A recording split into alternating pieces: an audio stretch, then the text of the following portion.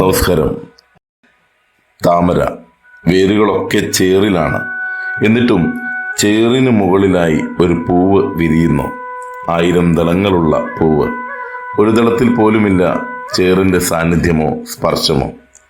ഏത് സാഹചര്യത്തിലും വിരിഞ്ഞു നിൽക്കാൻ കഴിയുക എന്നത് ഒരു കൃപയാണ്, അനുഗ്രഹമാണ്. ജീവിതത്തിൽ തളർത്തുന്ന ചിലരുമൊക്കെ ഉണ്ടാകാം. ഇന്നലകളിൽ അത്തരത്തിലുള്ള ഒരുപാട് അനുഭവങ്ങൾ ഉണ്ടായിട്ടുണ്ടാകാം.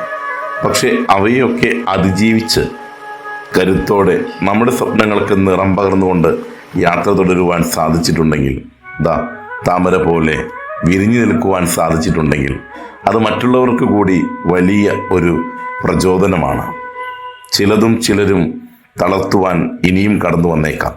പക്ഷേ നമ്മുടെ മനസ്സിലുള്ള സ്വപ്നങ്ങളിലേക്ക്, ലക്ഷ്യങ്ങളിലേക്ക് നാം യാത്ര തുടർന്നുകൊണ്ടേയിരിക്കണം. ഒരു ശക്തിക്കും നമ്മെ പരാജയപ്പെടുത്താനോ തളർത്താനോ നാം നമ്മെ വിട്ടുകൊടുക്കരുത്. ചില ചിന്തകൾ, ചില ഓർമ്മകൾ, ചില വ്യക്തികൾ ഒക്കെ നമ്മെ തളർത്തുവാനായി കടന്നു വന്നേക്കാം. അവയ്ക്ക് മുന്നിൽ നോ പറയുവാനും നമ്മുടെ ലക്ഷ്യത്തിലേക്ക് പറന്നുയരുവാനും നിരന്തരമായി പരിശ്രമിക്കേണ്ടിയിരിക്കുന്നു. അതെ, പൂ പോലെ വിരിഞ്ഞു നിൽക്കുന്ന ജീവിതമാകട്ടെ നമ്മുടെ ജീവിതം. ചേറെത്രയുണ്ടായാലും മുഖത്തെ പുഞ്ചിരിയും നമ്മുടെ വിജയത്തിൻ്റെ സന്തോഷവും എന്നും അതിൻ്റെ പൂർണ്ണതയിൽ ജ്വലിച്ചു നിൽക്കട്ടെ. നല്ല ഒരു ദിനമാണ് കാത്തിരിക്കുന്നത്. ആസ്വദിക്കാം. നേരുന്നു ശുഭദിനം.